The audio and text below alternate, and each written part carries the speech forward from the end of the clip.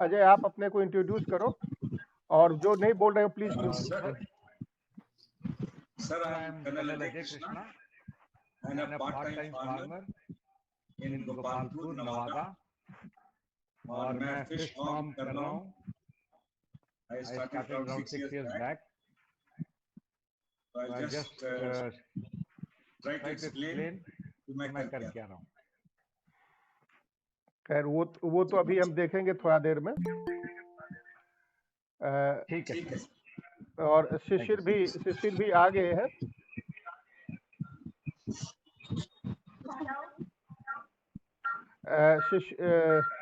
अजय आपने को म्यूट कर लो प्लीज। और उसी तरह जो नहीं बात कर रहे हो म्यूट कर लो।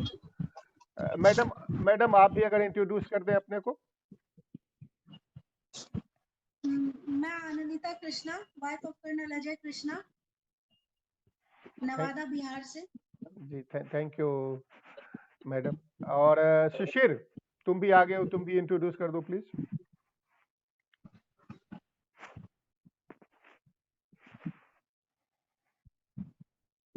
शिशिर मोहन शायद वो सुन नहीं रहा, वो खेत से बात कर रहा होगा तो हाँ या म्यूट पे। Shishir you are on mute.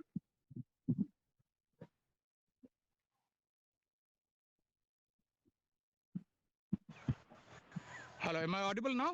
हाँ अभी ठीक है। अच्छा, अरे it was asking me allow Google to record Gmail to record audio, तो मैंने डिफॉल्ट नहीं चेक किया हुआ था, तो it was not allowing me entry. Oh okay. नमस्ते नमस्ते, मैं शिशिर, मैं अभी खेत में ही हूँ अपने। मेरे बैकग्राउंड में आप देख रहे होंगे मैं खेत में हूँ, तीसी उखड़वा रहा हूँ केले के बीच में से। अभी तो तुम्हारा वीडियो नहीं आ रहा है शिशिर। वीडियो अब आ जाएगा सर, इसको भी रिकॉर्ड के लिए अलाउ कर दूंगा।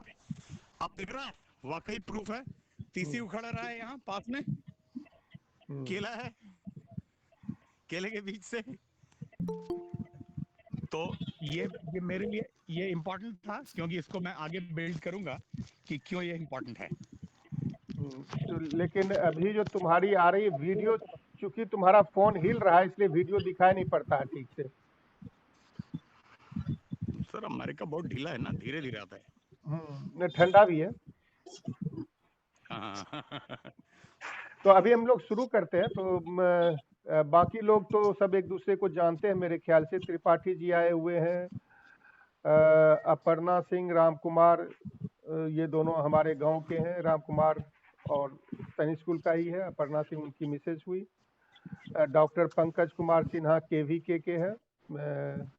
और कौन, अरुण को तो सब जानता है, मिथिलेश जी को जानता है। और किसी को इंट्रोड्यूस करना है या कहानी शुरू किया जाए पहले? मेरे ख्याल से लेट्स स्टार्ट। तो पहले अजय आप दिखाओगे या पहले शिशिर दिखाएं, कौन शुरू करें?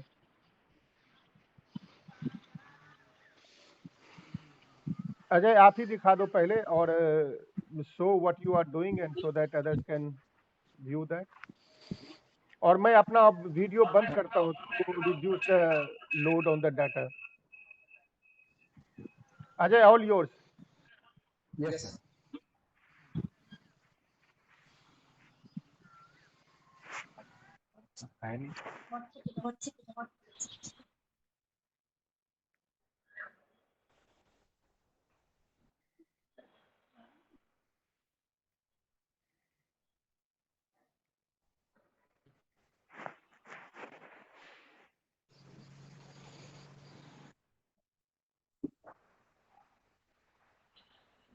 I take this opportunity to welcome you Krishna Fish Farm at Gopalpur, Nevada.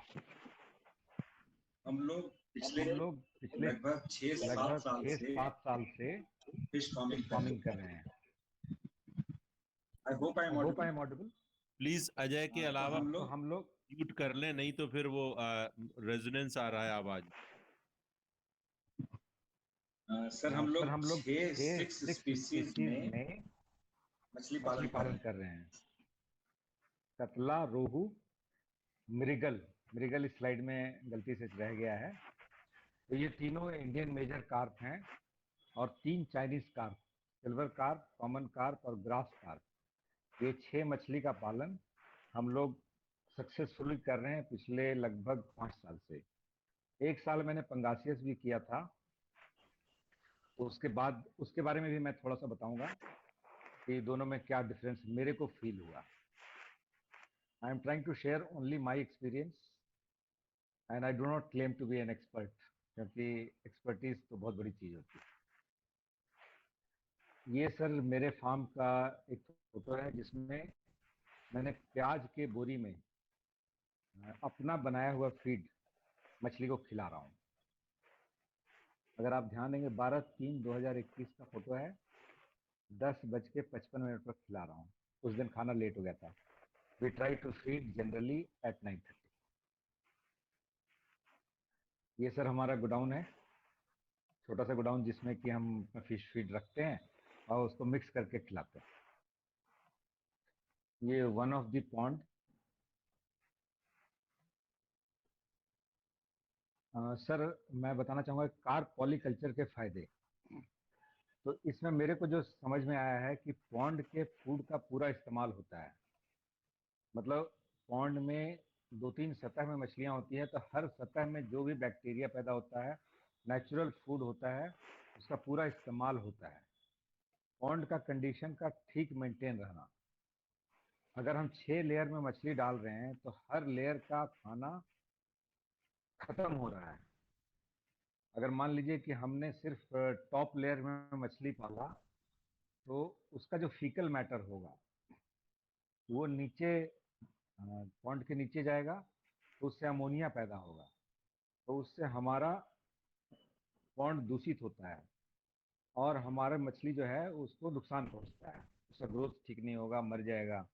इसलिए कार्प पॉलीकल्चर में क्या होता है, या तो आप 3 इंडियन मेजर कार्प डालें या 6, 3 major carp, Indian major carp और 3 चाइनीज मेजर कार्प, जिसका मैंने आपको पहले बताया था, रोहू, कतला, मृगल 3 इंडियन कार्प हो गया, और ग्रास कार्प, कॉमन कार्प और सिल्वर कार्प ये चाइनीज कार्प हो गया। इसमें रिलेटिवली कम लागत लगता है। कम लागत का मतलब मैं कहना चाहता हूँ पोल्ट्री फार्मिंग से, बकरी पालन से, एक्सोटिक वेजिटेबल से, धान गेहूं से कम लागत नहीं लगता है। अगर देखा जाए तो इसको भी काउंट कर सकते हैं, क्योंकि अगर एक पॉन्ड को अगर हम बनाते हैं तो 1 एकड़ के पॉन्ड बनाने में हमको आई थिंक जेसीबी वगैरह से लगाएंगे तो 2 लाख रुपए लगेगा। तो इन दी लॉन्ग टर्म अगर आप देखेंगे तो ये धान गेहूं की खेती से भी फाइनली सस्ता पड़ेगा। कम मेहनत का मतलब है कि इसमें हमको खाना ही खिलाना है 2 बार, उसके अलावा तो कुछ करना नहीं है। जिस दिन आप मछली बेच रहे हैं उस दिन थोड़ा मेहनत है, महीने में 1 दिन जब आप पॉन्ड के फर्टिलाइजेशन वगैरह कर रहे हैं, तो रिलेटिवली इसमें काफ़ी कम मेहनत है कंपेयर टू सब्जी या अदर थिंग्स।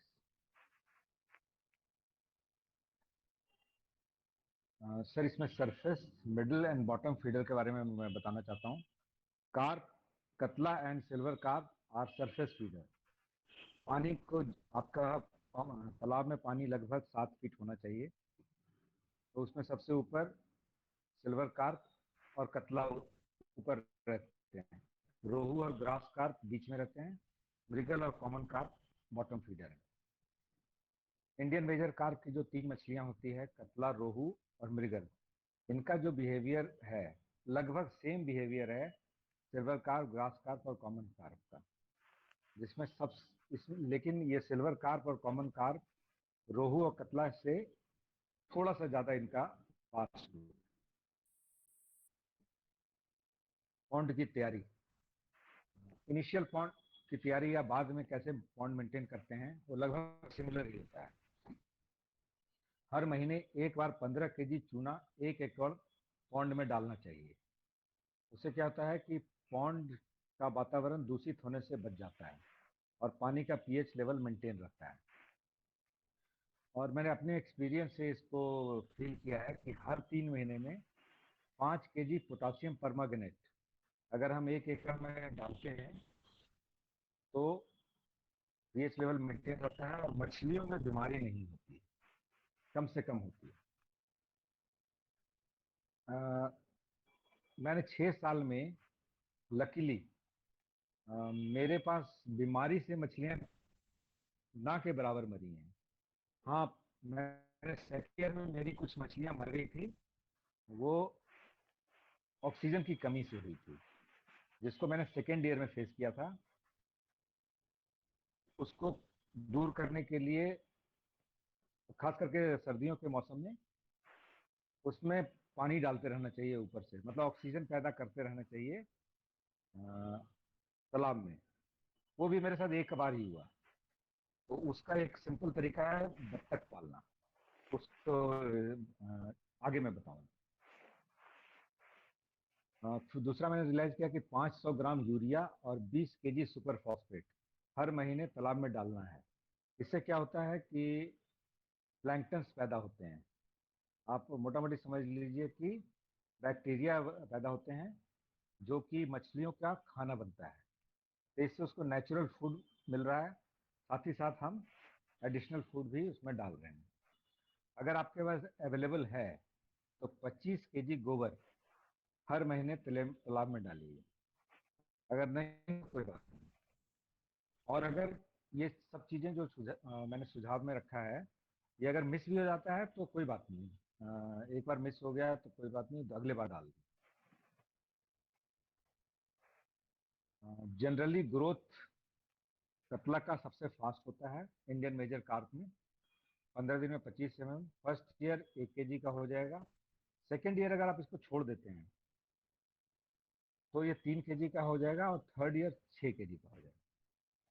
तो मेरे को इंडियन मेजर कार्प और चाइनीज मेजर कार्प अगर एक साथ आप करते हैं तो इसमें मेरे को एक फायदा जो नजर आता है किसानों के लिए, कि इसमें आपको बेचने का प्रेशर नहीं है। एंड आई थिंक ये बहुत बड़ा एडवांटेज है किसानों के लिए, कि अदरवाइज बाकी आप सब्जी वगैरह की खेती करते हैं तो सबसे पहले प्रेशर होता है, चाहे गेहूं हो, धान हो, प्रॉब्लम ऑफ प्लेटी, सभी चीज मार्केट में एक साथ आता है। तो उसके कारण क्या होता है कि आपको रेट कम मिलता है। बट मछली में अगर आप मछली अच्छी तरह से पालन करते हैं तो, और पानी का व्यवस्था रखते हैं ठीक, तो जनरली मैं किसी भी मछली पालन में कोई भी आ रहे हैं तो मैं उनको सजेस्ट करूँगा कि उनके पास पानी के 2 अल्टरनेटिव सोर्स होने चाहिए। जैसे मैंने किया हुआ है कि 5 HP का एक पाँच हॉर्स पावर का एक मोटर है, और प्लस मैंने एक सोलर पंप भी लगा हुआ है। सोलर पंप में अच्छी खासी सब्सिडी है गवर्नमेंट से, तो वो भी किसान ट्राई कर सकते हैं। क्योंकि मछली पालन पानी ही आधार है, इसलिए हमेशा 2 सोर्स मैं रिकमेंड करूँगा। रोहू रोहू का ग्रोथ अगर आप देखेंगे तो कतला से थोड़ा स्लो है। First year 900 gram, second year 2 kg, third year 5 kg। Mrigal का उससे भी स्लो है थोड़ा। 15 दिन में 25 gram, first year 600 gram, second year 1.5 kg। Cost and profit पर एकड़ पर ईयर कार्प, मेरे हिसाब से मैं पिछले 6-7 साल का अगर एनालिसिस निकालता हूँ तो लगभग 3 लाख पर एकड़ कमाया जा सकता है। प्रोबेबली फर्स्ट ईयर और सेकेंड ईयर थोड़ा आप लोग मैंने कोई भी नया किसान होगा वो गलती करेगा, तो वो गलती धीरे धीरे सुधर जाती है, और लगभग 3 लाख रुपए पर एकड़ आपको आमदनी होगी अगर सिर्फ आप ये 6 कार्प करेंगे।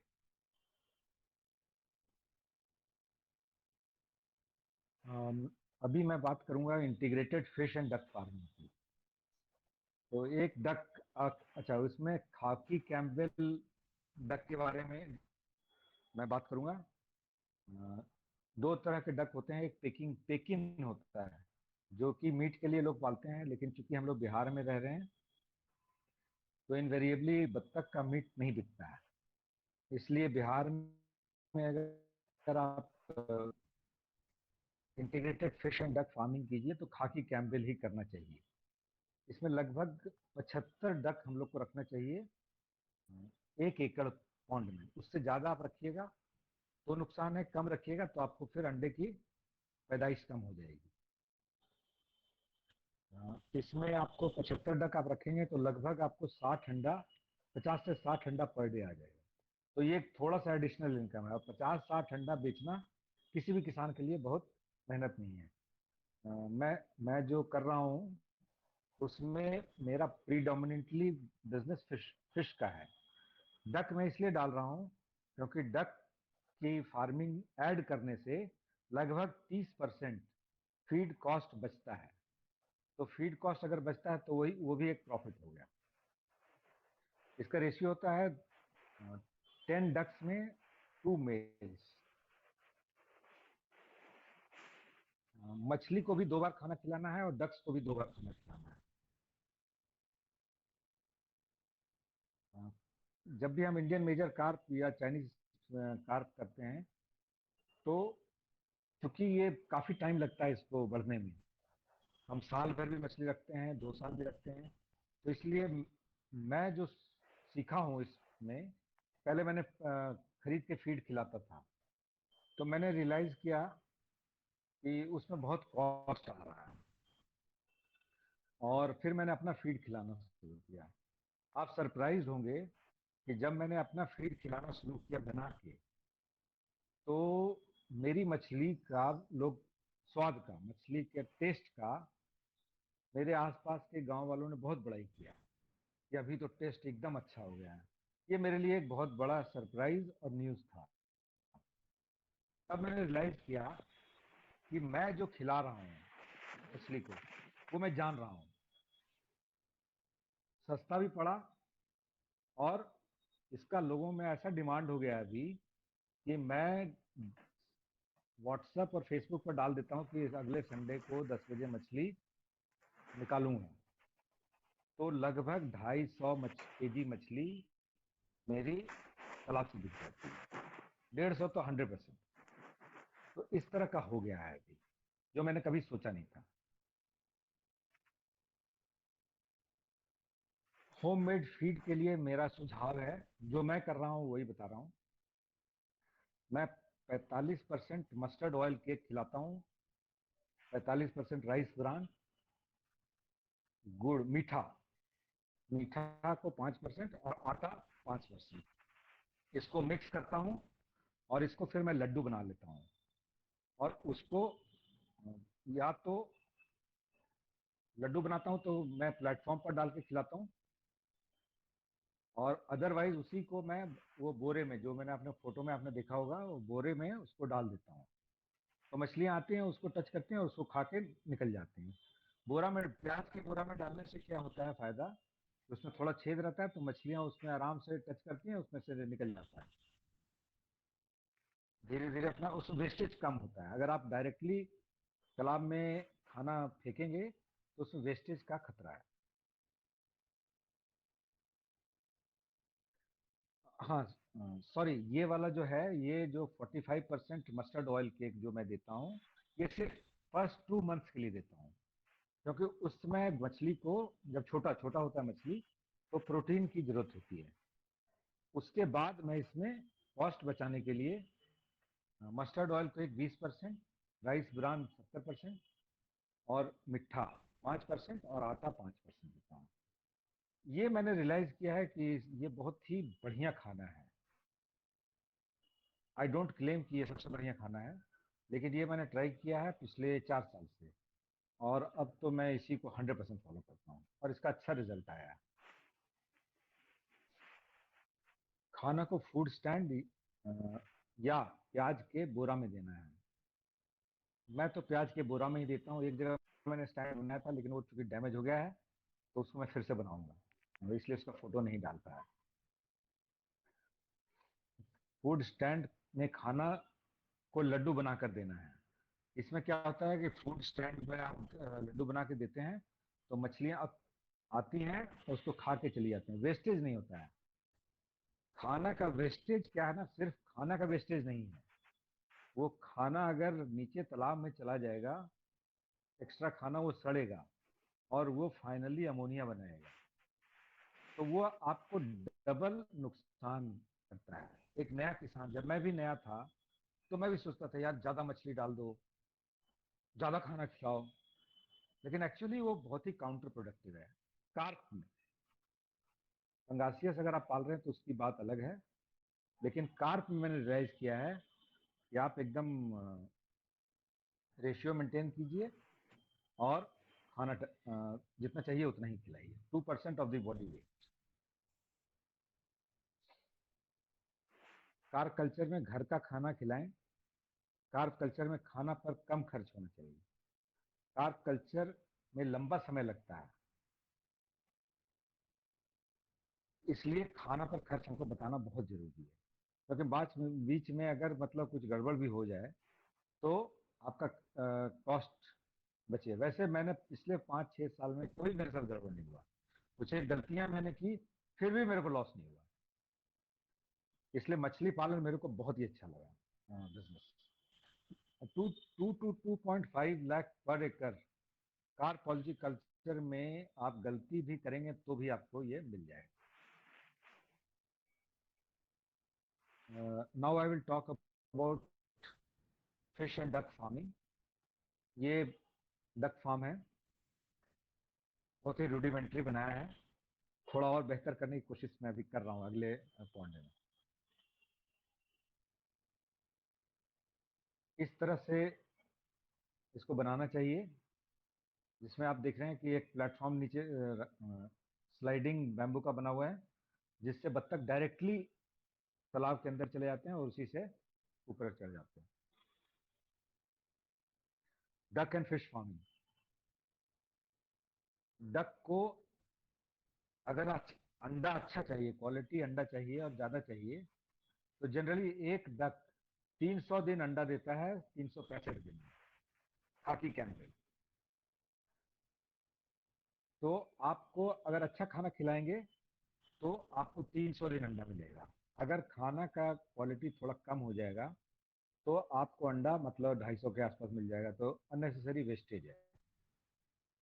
इसलिए डक अगर रख रहे हैं तो इसको 3 बार खिलाएं, 2 बार तो 100%, और 1 बार आप चावल का टूटा हुआ चावल गेहूं दे सकते हैं, और 1 बार आप उसको प्रॉपर जो मुर्गी का दाना होता है वो खिलाइए।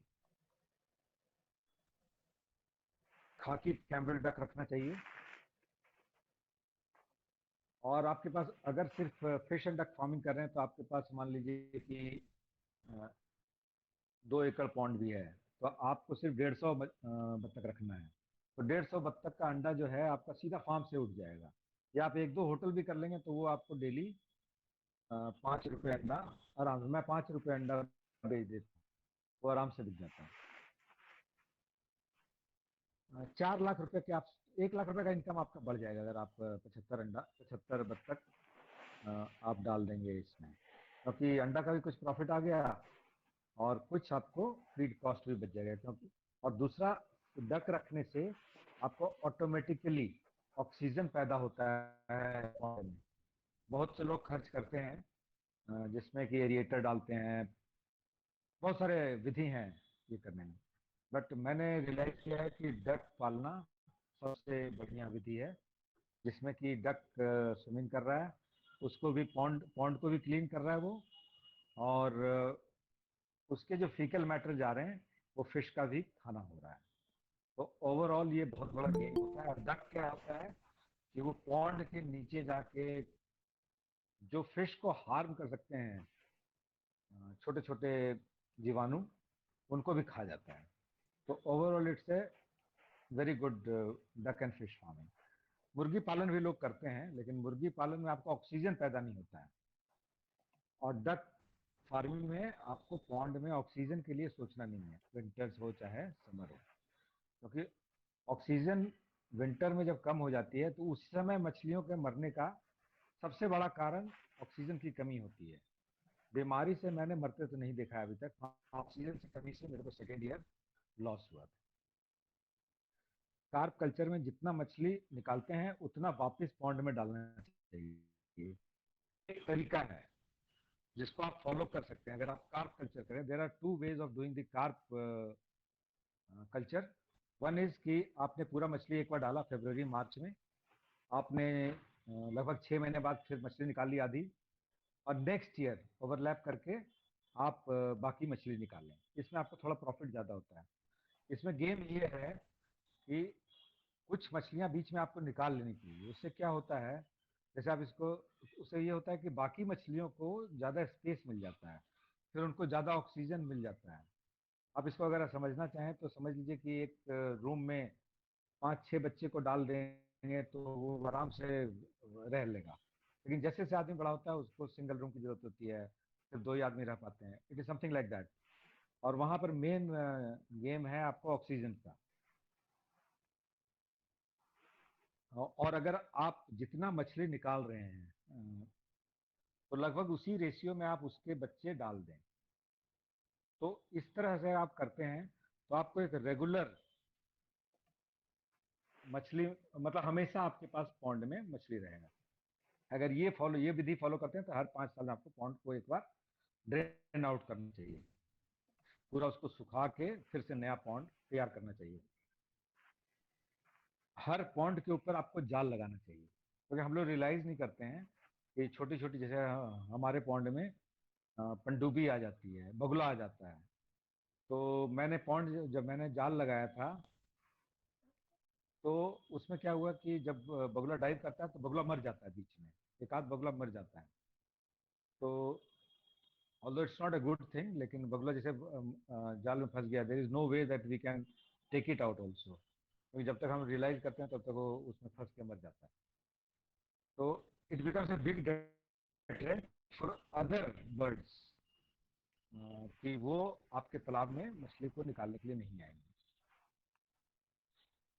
फीड कॉस्ट ऑफ डक्स, एक डक जो है 125 ग्राम खाना खाता है।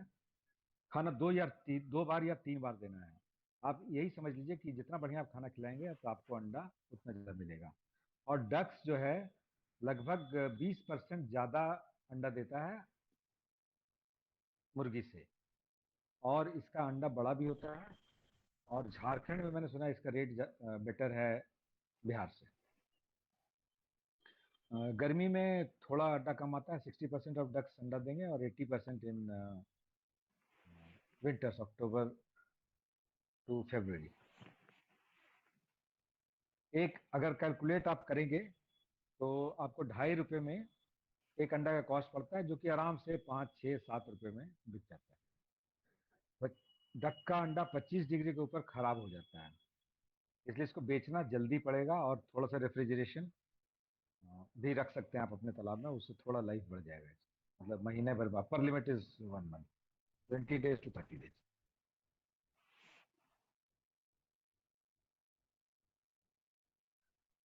ये था कार्प कल्चर। पंगासियस मैंने सिर्फ एक बार किया है। तो पंगासियस और कार्प मैं ये बताना चाहूँगा कि फास्ट ग्रोथ फिश है। कार्प के कंपैरिजन में इसका ग्रोथ 5 गुना है इंडियन मेजर कार्प के, इसमें रोहू, कतला और मृगल में। तो इसमें क्या होता है कि स्टॉकिंग डेंसिटी बहुत हाई आप रख सकते हैं, लेकिन इसमें क्या है कि खाना आपको बहुत खिलाना है, तो खाने में बहुत अच्छा कॉस्ट आ जाता है। और प्लस दिन में 2 बार 3 बार खिलाइए, और आपको फ्लोटिंग फीड खिलाना पड़ेगा, जो कि आपको बाजार से ही लेना है, क्योंकि अगर छोटा फार्मर है तो वो बना नहीं पाएगा। तो ये थोड़ा कॉस्टली होता है। और इसमें एक और प्रॉब्लम ये आती है कि इसमें अगर आपको फायदा कमाना है तो आपको 2 क्रॉप लेना है। दैट मीन्स कि आपने जनवरी में आपने फरवरी मार्च में आपने स्टॉक किया, तो आपको हार्वेस्ट करना पड़ेगा जुलाई में। और उसी समय आपके पास छोटा मछली मतलब बीज तैयार होना चाहिए, जो कि आप डालें और अक्टूबर नवंबर में उसको निकाल लें। लगभग 100 रुपये केजी बिकता है पंगासियस। अब इस मछली में ये प्रॉब्लम आ जाती है कि विंटर में अगर आप इसको तालाब में छोड़ दें और इसका टेम्परेचर 5 डिग्री से नीचे चला जाए तो मोर्टेलिटी का चांस होता है। तो उसमें फिर सवेरे सवेरे पानी चला के डालना होता है, और थोड़ा प्रेशर जॉब हो जाता है। खाना खिलाने में प्रेशर जॉब हो जाता है, और मोर्टेलिटी का भी एक खतरा रहता है। प्लस आपको 2 क्रॉप लेना पड़ेगा साल में। तो क्या होता है कि जुलाई महीने में पंगासियस की आपूर्ति बहुत ज़्यादा हो जाती है, और पंगासियस को अब लोग लाइक करने लगे हैं, बट लाइकिंग अभी भी मतलब समझ लीजिए 20-25% मान लीजिए इन कंपैरिजन टू रोहू, कतला एंड मृगल है। एक वाक्य मेरे तालाब में हुआ था, अचानक मेरे को याद आ गया कि सिल्वर कार्प मेरे पास एक निकला तालाब में लगभग 5 केजी का। अब कोई उसको खरीदने के लिए तैयार नहीं था, इतना बड़ा मछली कैसे हो गया? कहे नहीं, ये सिल्वर कार्प नहीं है, ये पंगासियस है। वही बड़ा होता है, तो होता ही नहीं। तो ऐसा हुआ था, but somebody finally bought it. Pangasius में सेकंड स्टॉकिंग आपको जुलाई में करना पड़ेगा, और नवंबर के पहले ही, क्योंकि ठंड लगने के पहले ही पंगासियस को आपको बेचना पड़ेगा। मेरे जान पहचान में एक आदमी ने क्या किया कि दिसंबर में पंगासियस बेचने की कोशिश की। तो उसने जब पंगासियस को विंटर में निकाला, एक तो बड़ा मुश्किल से, उसमें 9 बजे लोग तालाब में घुसे क्योंकि ठंड इतनी थी, पंगासियस को निकाला। 99% पंगासियस जो निकला वो सब मर गया with in half an hour. मतलब मंडी में पहुंचा ही नहीं, एक पंगासियस मंडी में नहीं पहुंचा। तो लगभग उन्होंने फर्स्ट हार्वेस्ट में 50-60 केजी निकाला होगा, जो भी निकाला था मतलब। तो वो सारा का सारा मर गया। तो अगर आप पंगासियस करते हैं तो फर्स्ट हार्वेस्ट आपका लगभग 900 ग्राम में बिक जाएगा जुलाई में, और 700-800 ग्राम में आपको नवंबर में बेच देना चाहिए। और गलती से अगर पंगासियस आप छोड़ देते हैं तालाब में, तो आपको उसको 5 डिग्री सेंटीग्रेड से नीचे जब हो जाता है, आपको सवेरे 4 बजे पानी चलाना चाहिए पंप का, ताकि थोड़ा बहुत पानी गर्म हो जाए। और भी कई विधि हैं पानी गर्म करने का, बट उसमें डिटेल्स में मैं नहीं जाऊंगा। द रीजन इसके, मतलब कहने का मतलब यह है कि मेरे हिसाब से carp culture is better than pangasius for farmers in Bihar. Pangasius में आपको फ्लोटिंग फीड देना होगा, जो थोड़ा कॉस्टली है।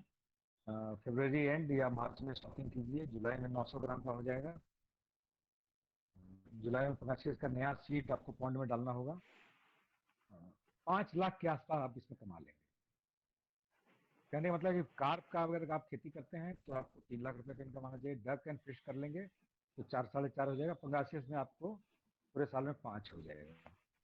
अगर एक्चुअली डक एंड कार्प और पंगासियस को मैं लगभग इक्वली मानता हूँ।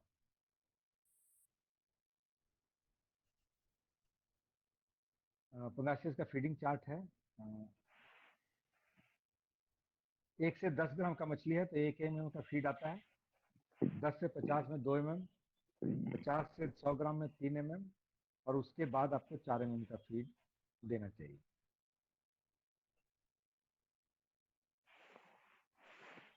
It is a repetition, first month 1 mm। Pangasius का कॉस्ट एनालिसिस मैंने थोड़ा बहुत किया है, तो उसमें है कि फीड कॉस्ट 50 रुपया का आ जाता है। सीड लगभग 4 रुपये, 4 रुपये is in the higher side, उससे कम में आता है एक्चुअली, बट कैलकुलेशन के लिए मैंने थोड़ा सा हाई रखा है। लेबर स्पेलिंग मिस्टेक है वैसे, 5-6 रुपये लेबर मिस्टेक, लेबर कॉस्ट आ जाएगा। मेडिसिन का 4 रुपया। मेडिसिन में लोग बचाना चाहते हैं पैसा, किसान, लेकिन मैं सजेस्ट करूंगा कि इसमें बचाने की कोशिश नहीं करनी चाहिए। और थोड़ा नॉलेज भी कम होता है तो हम लोग को डॉक्टर भी नहीं बनना चाहिए। मेरा सजेशन ये रहेगा कि लाइम आप हर महीने डालिए, पोटासियम परमैंगनेट हर 2-3 महीने में डाल दीजिए, और जब सीजन चेंज हो तो डाल दीजिए। इतना ही करने से एटलीस्ट मेरे तालाब में तो बीमारी नहीं हुई। और अगर कोई बीमार हो जाता है मछली, तो आप उसको निकालिए, पहले तो ड्रम में रख लीजिए, और उसका व्हाट्सएप पर फोटो खींच के किसी जानकार को भेजिए, and he will tell you इसको क्या करना है। आधी से ज्यादा बीमारी तो खत्म हो जाती है। सिर्फ उसको ड्रम में डाल दीजिए, और उसको पोटासियम परमैंगनेट उसमें डाल के उसको 2-3 मिनट डुबाए रखिए, दूसरे पानी में डाल दें। तो जी ये मैंने रियलाइज किया है, बट जनरलाइज करना किसी भी बीमारी के बारे में ठीक नहीं है। और अगर आप बत्तख नहीं डाल रहे हैं तो आपको इलेक्ट्रिसिटी का खर्चा होगा, एरिएटर का खर्चा होगा। 30 रुपीज का प्रॉफिट आपको पर केजी पंगासियस में आएगा।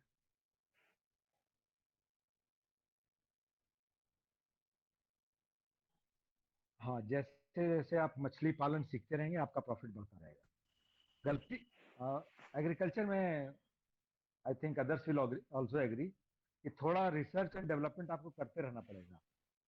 क्योंकि आप फर्स्ट डे से ही आप एग्रीकल्चर में कोई भी काम करेंगे, फॉर दैट मैटर कहीं भी आप करेंगे, तो आपसे गलतियां होंगी। तो उस काम को बंद नहीं कर देना है। गलती कहाँ हुई है उसको एनालाइज कीजिए और आगे बढ़िए। और मछली पालन मेरे को बहुत अच्छा लगा, क्योंकि इसमें 2 फायदा है बहुत ज़्यादा। एक तो मेहनत कम है, आपको 2 बार खाना खिलाना है। उसके बाद आप प्रॉब्लम ऑफ प्लेटरी में नहीं आते हैं। अगर आपके पास पानी का ठीक ठाक इंतजाम है तो आप अपनी मर्जी के हिसाब से बेचते हैं, तो उससे आपको मुनाफा हो जाता है। और अगर कार्प कल्चर में मेरे को ये लगता है कि अगर छूट भी गया मछली तो कोई बात नहीं है, अगले साल वो 4 किलो का हो जाएगा, 5 किलो हो जाएगा। हाँ, नेट आपको लगा के रखना है। ऑल्दो जब मछली बड़ी होती है तो उसको न बगुला तंग कर सकता है ना कुछ है, बट फिर भी netting I think is a must. Overall I will say fish farming is a good business.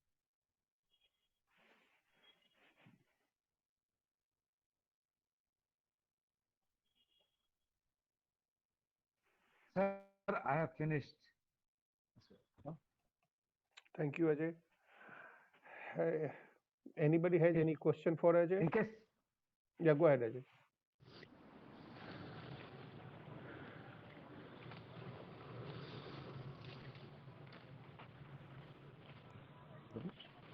Anyone, any question for Ajay?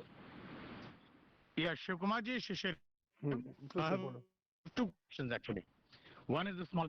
This Mrigal is 90, right? that is nice. Yes. Okay, okay. Mrigal In का fact- दूसरा नाम नहीं है। हाँ, in fact मैं दो innovations हैं जो मैं चेक कर रहा हूँ। आपका बहुत अच्छा रिसर्च है। मैं 1 साल का फार्मर हूँ। मेरा पूरा फार्मिंग करते करते 1 साल ही हुआ है और मैं सारी चीजें ट्राई कर रहा हूँ। वो मैं आगे बताऊंगा क्या कर रहा हूँ, पर मैं फिशरी भी कर रहा हूँ। I also do about, I have started about 6 acres of fishery in different places. 4 ponds हैं मेरे, 1 एकड़ के करीब, और करीब 1 सर, मैंने सिर्फ अभी तक 2 एकड़ में किया है। अच्छा। मैंने 2 एकड़ में किया हुआ है। अच्छा, तो हमने लोकल विजडम जो होता था वहां से स्टार्ट किया कि उसके बाद हम सीखेंगे। I agree with most of things that you said. और मैं एक डेयरी भी करता हूँ। I also have a 20 cow dairy, 20 milk cow dairy, मतलब 20 दूध देने वाली गाय और 2 भैंस, थोड़ा अपना दही वगैरह चाहिए होता है तो उसके लिए यूज करता हूँ। तो हम लोग उसमें कुछ इनोवेशन करते हैं। फीड के बारे में जो आपने कहा कि हमने कैलकुलेट किया कि डेयरी में वो फीड खरीद के if I don't have a price realization of 30 rupees per litre तो मैं डेयरी में घाटे में रहूंगा। तो उसका फायदा ये हुआ कि I get a realization of 30 rupees for my milk which is okay. For cow milk, buffalo milk I get extra 30 rupees, तो वो ले जाता है नेट रियलाइजेशन। फीड में हमने 2 इनोवेशन की हैं। I would like you to vet it, क्योंकि हमारा ये अपना ये था कि एक तो हम बरसेम काफी यूज करते हैं which makes up for the protein जब भी बरसेम हमें मिलता है। और जो चोकर दाना वगैरह हम देते थे, जो सुधा दाना या दूसरी चीजें आती हैं, उसकी बजाय हमने वो पुट्टू, I don't know if you know पुट्टू। नहीं सर, पुट्टू इज पेंट ग्रेन जो डिस्टिलरी से मिलती है, जो बियर मेकिंग के लिए यूज करते हैं। उसके बाद जो वेस्ट होता है ग्रेन का, fermented waste, so that is what we have been feeding for last 3 months। और बड़ा अच्छा फीडबैक रहा है, मतलब बड़ा अच्छा रिजल्ट रहा है। और वो और बच्चे मिक्स करके primarily.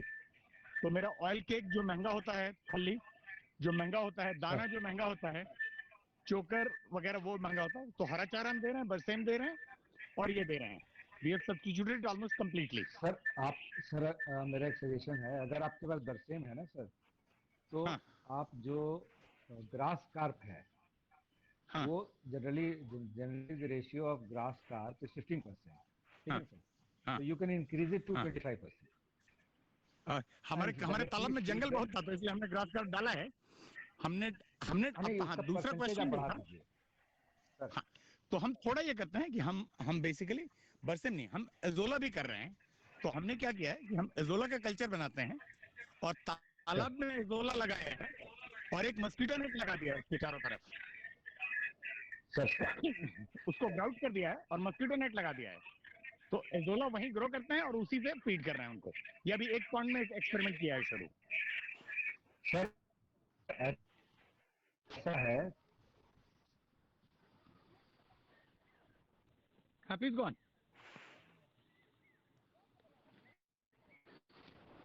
Hello lost you. It seems Shishir को ना प्रॉब्लम हो रहा होगा क्योंकि बाहर में है।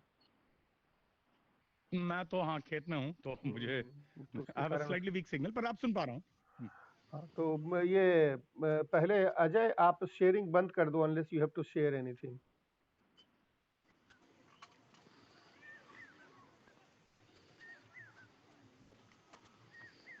कोयल आ गई। So I think Ajay is not able to listen to you.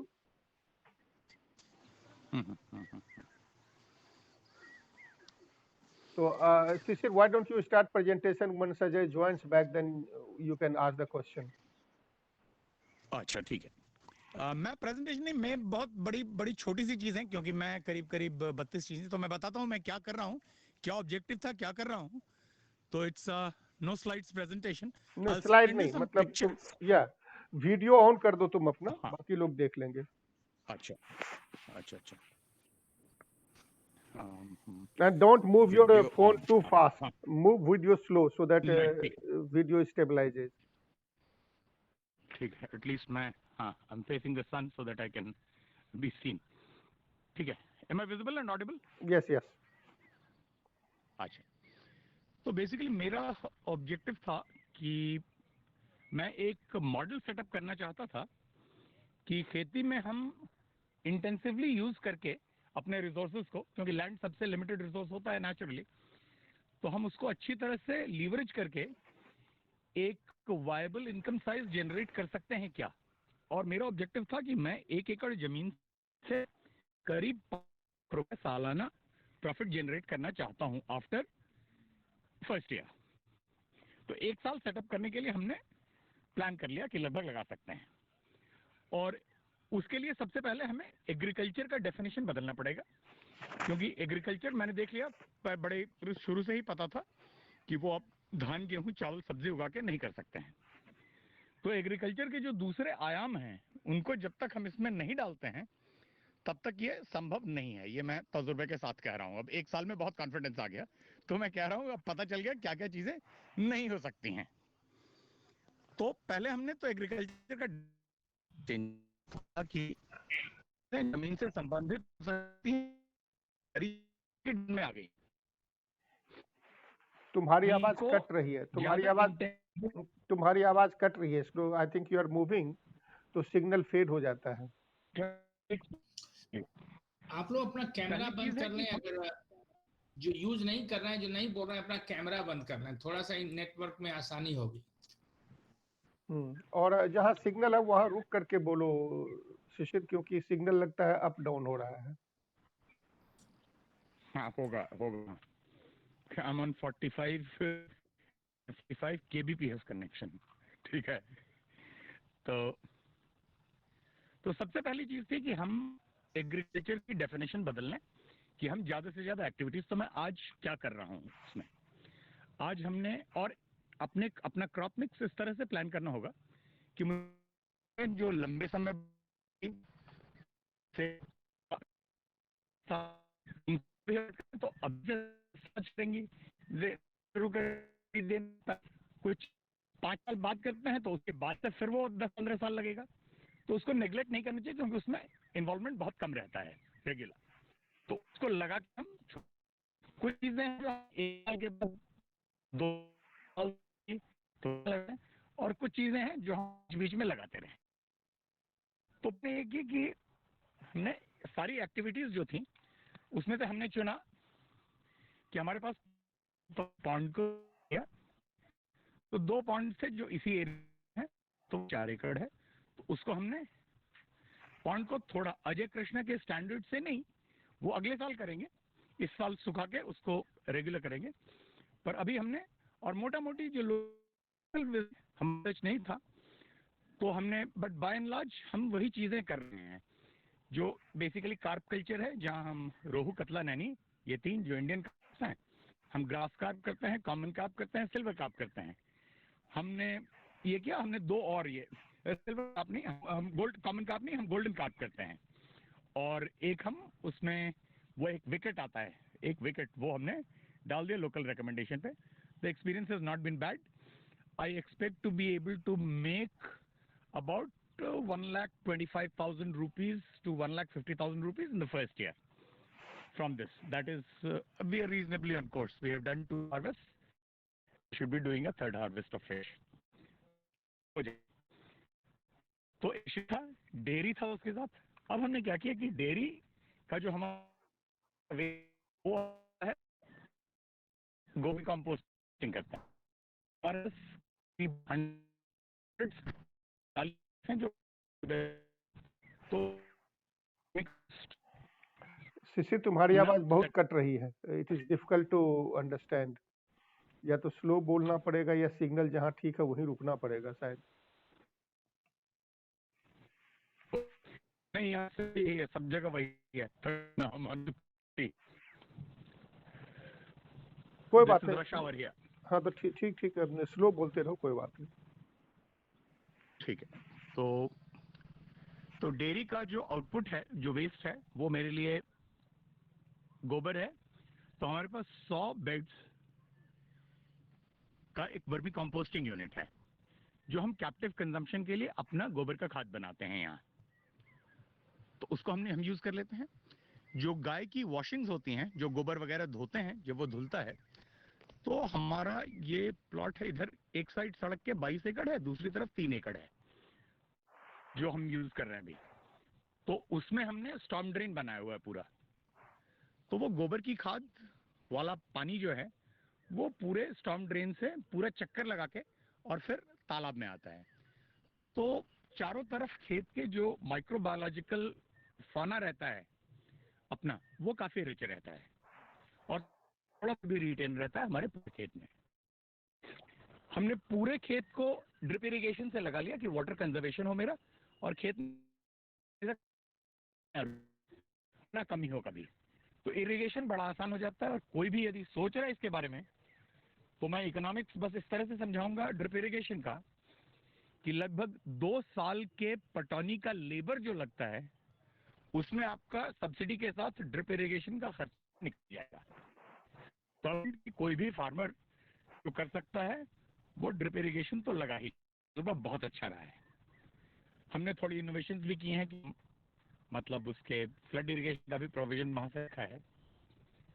और हम भी उस हैं वहीं से कुछ आउटलेट जिनमें खेत होता है तो उसके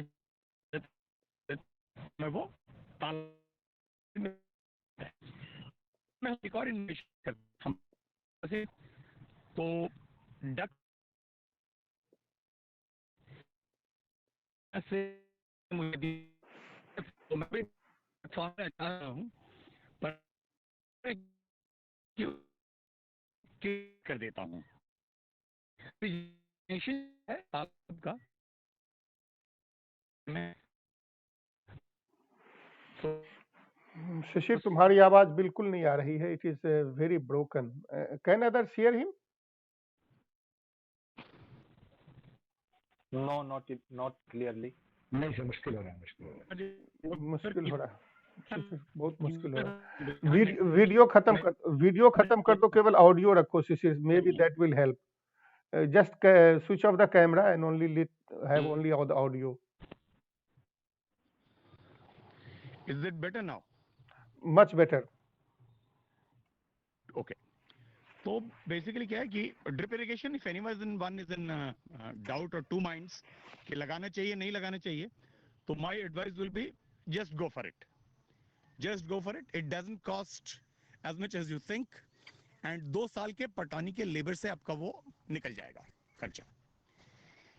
देन चूंकि मेरा प्लॉट एक ही जगह है जहां हम ये यूज कर रहे हैं 22 एकड़, तो हमने मधुमक्खी के भी 50 बक्से रख लिए हैं वहां. तो पॉलिनेशन वगैरह की समस्या मेरे लिए नहीं होती है. तो पॉलिनेशन में भी मुझे फायदा होता है. उसके अलावा तालाब की मेड़ पे हमने टीक का एक लाइन लगा दिया है और उसके नीचे जो भिंडा बोलते हैं तालाब, उसके नीचे वाले एरिया पे हमने 50 अंजीर के पेड़ लगा दिए हैं ये 1 एकड़ के तालाब में. और ये पूरा हमारा जो 22 एकड़ का कैंपस है एक साइड में सड़क के, उसमें हमने टीक बाउंड्री पे लगा दिया है. और ड्रिप की ही एक लगा दी है उस पर कि वो टिक भी पकता रहे हमारा। और उसके इनर लेयर में जिसको इरिगेट नहीं करते हैं वहां हमने 500 नींबू के पेड़ लगा दिए हैं। ये पेरीमीटर फेंसिंग पे है, तो वो भी लीवरेज हो जाता है हमारे लिए। तो ये तो पहला हो गया कि हम एग्रीकल्चर में ज्यादा से ज्यादा एक्टिविटीज करें। मैं कुछ पिक्चर्स भेज दूंगा तो जिससे आप लोग अप्रिशिएट कर सकें, मैं ग्रुप में शेयर कर दूंगा।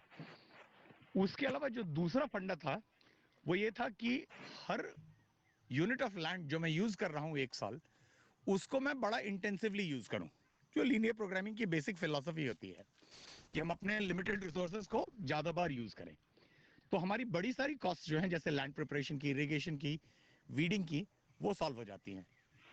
जैसे मैं एक खेत में मैंने केला प्लांट किया, उसके साथ मिडिल रोज में मैंने 3 बेड बनाए। तो 2 बेड जिसमें केले लगे थे, उसके बीच के रो में मैंने आलू लगाया। आलू की दोनों मेड़ पे, आलू के दोनों साइड मैंने मक्का डाल दिया। आलू जब करीब 20 दिन का हो गया तो मैंने मक्का डाल दिया। आलू मेरा कट चुका है, मक्का महीने भर में तैयार हो जाएगा। और जब मक्का कट जाएगा तब वो देख के कि उसमें मैं मूंग या तिल लगा सकता हूं या नहीं लगा सकता हूं, उसके बाद बरसात आ जाएगी। बरसात तक वो सारी बेड्स निकल जाएंगी, वो मिट्टी आलू पे चढ़ जाएगा और मेरा खेत से मेरे डीवीडिंग का कोई प्रॉब्लम नहीं रहेगा मेरे लिए। लेग्यूमिनस प्लांट्स हैं जहां बीच में, जैसे अभी मैं जिस खेत में खड़ा था वहां बीच में हमने तीसी और दलहन लगाया था, मसूर तीसी।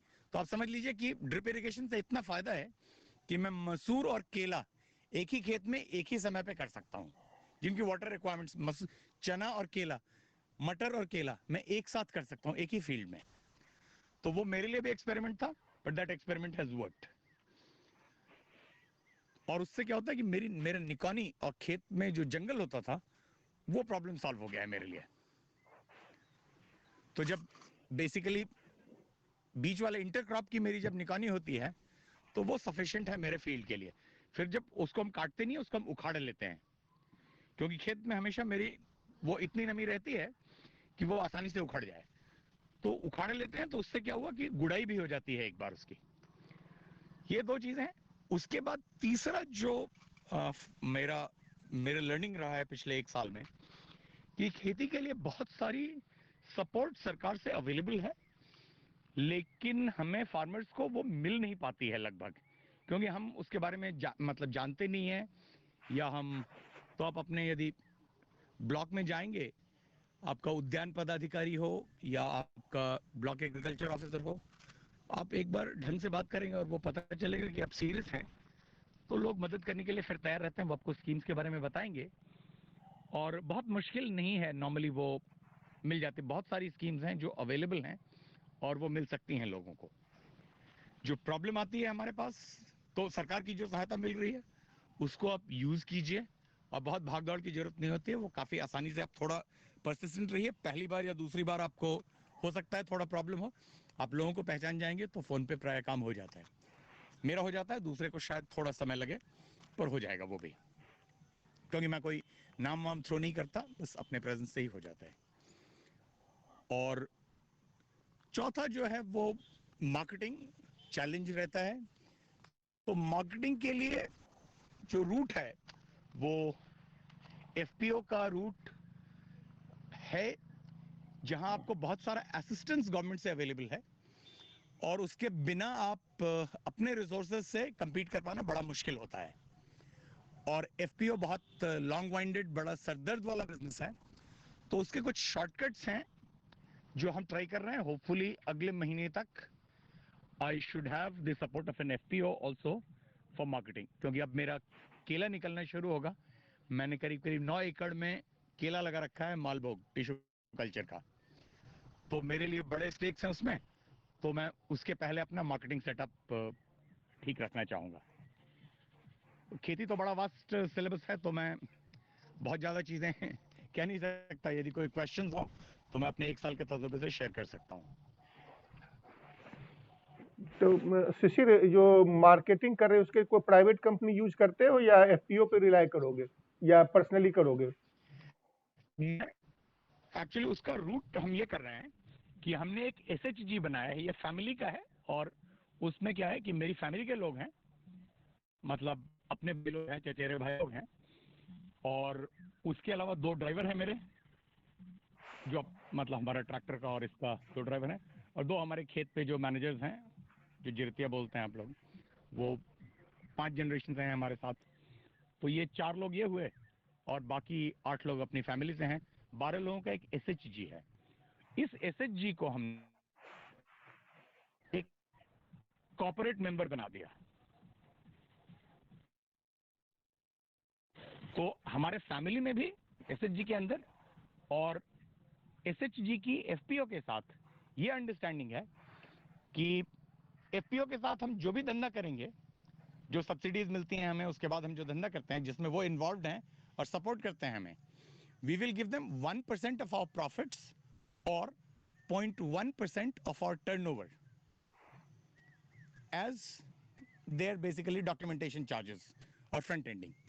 FPOs का बहुत बड़ा फायदा इसमें यह होता है कि हमारी टर्नओवर और हमारी प्रॉफिट्स वो इंटीग्रेट कर सकते हैं अपने टर्नओवर में, तो उनको बड़े होने के लिए बड़ी सारी इंसेंटिव्स मिलती हैं, क्योंकि उनके यहाँ वो ऑफिस बेयरर्स हैं, दे आर सैलरीड पीपल। तो हम एक hands of relation without getting involve, because FPO का कॉम्प्लिकेटेड धंधा, that's like running an NGO, वो हम नहीं करना चाहते हैं। तो हम वो हैंड्स ऑफ रखना चाहते हैं, और उनकी मदद भी चाहिए मुझे। I want all the benefits without getting involve in the bog down by their problems. तो इसलिए वो रूट हमने अख्तियार किया है, और उसमें हमारे पास फ्लेक्सिबिलिटी है कि हम 20 तरह के काम उसमें कर सकते हैं। Each one can bring his funds, do that business, run that business. So that is how we plan to go about it. Hopefully it should work. और शिशिर, if any of the audience who is listening to you, if they want to talk to you or visit you and see how you are doing, is that possible? Yes, my number is there in the group itself. I have only one phone number that I use. That's my WhatsApp number. That's my phone number. It will be better if they give me an SMS or a WhatsApp text, so that I can be around. Or if I'm not around, I can put somebody so that they don't waste their time and as they come. Mostly, 7 to 7 for 1 hour during the day for lunch. I'm normally here at my farm, so I'll send them the location, and I would be glad to host them, and I would be glad to speak to them, learn from them, share whatever I have. Thank you, Shishir. I've made more in last 1 year than my parents would have, my father would have in 50 years, and he was an adventurous farmer. That much I can tell you. Thank you. Thanks, Shishir. Anybody else? Any question, please? The forum is open. Go ahead, please. मैं त्रिपाठी बोल रहा हूँ Canada से। शिशिर कुमार जी, आपका मुझे काफ़ी अच्छा लगा, और मैं अपने गांव, उत्तर प्रदेश में हमारा गांव है, वहाँ पर मैं कभी ऐसा सोचता हूँ कि लोगों को कैसे प्रमोट किया जाए। छोटे छोटे किसान हैं वहाँ पर, तो आपका, हालांकि आप बड़े किसान हैं, 22 एकड़ वाले नहीं हैं। हमारे यहाँ पर जो गांव में हैं 2 एकड़ से 5 एकड़ तक के किसान हैं। लेकिन जो आपने डाइवर्सिटी बताई कि किस तरीके से मेड़ पर अलग अलग तरीके के पेड़, और बीच में भी डाइवर्स क्रॉप, जैसे आपने कहा केला, केले के साथ आलू, क्योंकि मुझे पता है बचपन में आलू तो आलू ही होते थे, धान है तो धान होते थे, और अभी भी वही स्थिति होती है। मैं गांव में हर वर्ष जाता हूं तो देखता हूं। तो एक तो आपने जो अपना नंबर बताया, मैं जरूर आपसे कांटेक्ट करूंगा। और दूसरा, ये SHG क्या होता है? आपने SHG बनाया आपका। SHG होता है सेल्फ हेल्प ग्रुप। ये बड़ा आसान है, कोई भी 10-12 लोग, 12 की शायद लिमिट है, लोएस्ट लिमिट, और 20 अपर लिमिट है, तो सहायता समूह बोलते हैं। तो इसका बहुत प्रमोट कर रही है। तो SHG होने से आपके पास, यदि किसी SHG के तौर पर किसी भी लोन स्कीम, इंसेंटिव, किसी चीज के लिए, लोन से मुझे थोड़ा डर लगता है, स्पेशली रूरल कॉन्टेक्स्ट में, आप समझ सकते हैं, तो वो मैं जरा उस नहीं। तो आपको कोई सरकार की जो स्कीम्स हैं उसमें आपको प्रायोरिटी मिलती है। फर्स्ट प्रेफरेंस आपको हमेशा मिलेगा एसएचजी में। तो SHG is almost like like an incorporated business without the hassles of filing returns and documentation that you have in even a LP, in a limited liability partnership or any private limited company। तो वो सारी benefits आपको रहती हैं। FPO उसका बड़ा भाई है। एफपीओ के लिए कम से कम 300 मेंबर्स होने चाहिए, फार्मर प्रोड्यूसर ऑर्गेनाइजेशन। धन्यवाद शिशिर जी, और मैं आपसे इस नंबर पे कांटेक्ट करूंगा। कल आप उपलब्ध होंगे इस समय पे, जब मैं आपसे 15-20 मिनट थोड़ा अपने आप कुछ क्वेश्चन निकाल के बात कर सकूं। मैं रात तक जगता हूँ और मुझे 12 से 12 बजे भी कॉल कर सकते हैं हर टाइम से, क्योंकि तब आपके पास शायद टाइम की थोड़ी मतलब फ्लेक्सिबिलिटी हो जाएगी टाइम जोन्स के कारण। त्रिपाठी जी, शिशिर त्रिपाठी जी कनाडा में रहते हैं, हमारे टाइम जोन में है। हाँ, तो टाइम जोन कौन सा हमारा टाइम जोन है सर? नहीं, त्रिपाठी जी बोलिए, सॉरी आपको सुबेरा हुआ होगा। अभी 9:30 घंटे का डिफरेंस है, हमारे यहाँ 9:45 बजे है, आज 8:45। हाँ, तो वो हम लोगों को जगने का टाइम होता है सुबेरे। मतलब by the time you are up and about basically. अभी आपके यहाँ करीब जो है 6:30 बजा, 6:15 बजा होगा शाम का। हाँ। तो आपने बताया आपके लिए बेस्ट टाइम कौन सा है जब हम आपसे कांटेक्ट कर सकते हैं? सुबेरे 9 बजे से लेके रात के 12:30 बजे तक। अरे वाह, ये तो आपने बहुत बड़ी फ्लेक्सिबिलिटी। चलिए, धन्यवाद। मैं अपनी मर्जी का मालिक हूँ, नौकरी नहीं करता अब। नहीं, बिल्कुल, वो तो आप बिल्कुल स्वामी है ना, आप कहते हैं ना। धन्यवाद, मुझे बहुत अच्छा लगा आपका जो भी प्रेजेंटेशन आपने, जो भी information the. I think it is really useful. I hope कि मैं कुछ पिक्चर शेयर करता हूँ अभी।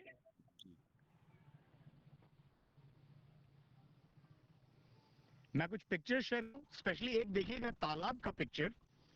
उस तालाब में आप देखेंगे कि फर्स्ट रो, ऊपर वाली रो में टीक लगा है, नीचे वाली रो में अंजीर लगा है, और उसके नीचे साफ किया होगा, बिल्कुल फ्रेश साफ किया है, जिसमें कि अभी मैं तरबूज अपने ले जा रहा हूँ, जिसको मैं तालाब के ऊपर की तरफ जाएगा वो, और वो जब तक पानी आएगा तब तक वो सारा कट जाएगा।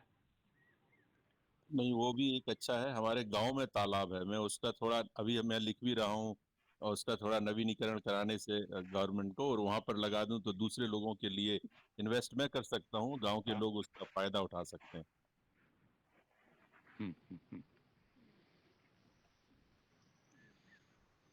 और कोई प्रश्न आगे लगे रहो, जिसको पूछना हो पूछ सकते हो भाई, don't wait for me. Yeah Shishir, you can talk to Ajay now, Ajay is back online. Ajay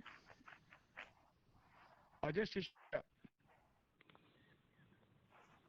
he is to unmute, I think.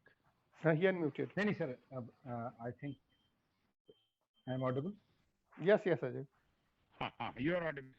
तो मेरा एक सवाल था, मैं एक तो फीड के बारे में मैंने पूछा था कि मैं ये कर रहा हूँ, और दूसरा एक ये कि जो डक फार्मिंग मेरा डिलेड है, मैं भी डक प्लान कर रहा हूँ, क्योंकि आपके बारे में वो है ना आपका मुजफ्फरपुर वाला कर्नल साहब, निरंजन का भाई, बढ़िया ब्रांड,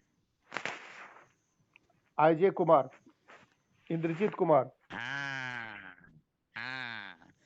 तो उसने बताया था, उसने मुझे ये आइडिया दिया था, आइडिया मुझे पसंद आया, पर मैं चूंकि बड़ी सारी चीजें कर रहा हूँ तो मैं उसको अभी तक इम्प्लीमेंट नहीं कर पाया हूँ। तो प्लान है मेरा बत्तख का, लेकिन तब तक मैं अपने ऑक्सीजनेशन के लिए तालाब में बेसिकली ये करता हूँ कि मेरे पास एक रेन गन है, मेरे पास मतलब मेरे खेत में ड्रिप है, आप शायद में थे नहीं, मेरे खेत में चारों तरफ ड्रिप इरिगेशन है। ये 22 एकड़ का मेरा एक प्लॉट है, उसमें 4 मतलब ड्रिप इरिगेशन 4 बोरवेल्स हैं, और वो सारे इंटीग्रेटेड हैं। तो मैंने उसके अपने उस तालाब में छोड़ रखे हैं। तो जब भी मेरे पास सरप्लस पानी होता है या पानी की जरूरत पड़ती है मुझे, तो मैं तालाब में उसको खोल के छोड़ देता हूँ। तो इसलिए तालाब में मेरे पानी बना रहता है। और ऑक्सीजनेशन के लिए मैं क्या करता हूँ, मेरे पास एक रेन गन है, तो उसका इनलेट भी उसमें डाल के तालाब में तो ऊपर ये कर देता हूँ पूरा। तो होपफुली पहले साल में मेरा I've had no fish so far. We have crossed the winter. Success. Should work. You could comment on it. Right.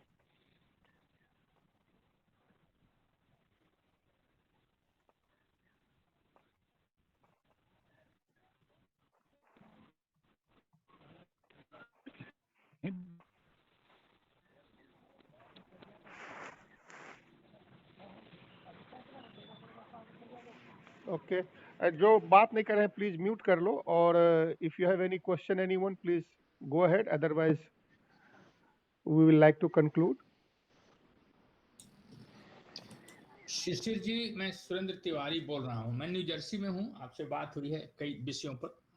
एक तो सवाल मेरे हैं।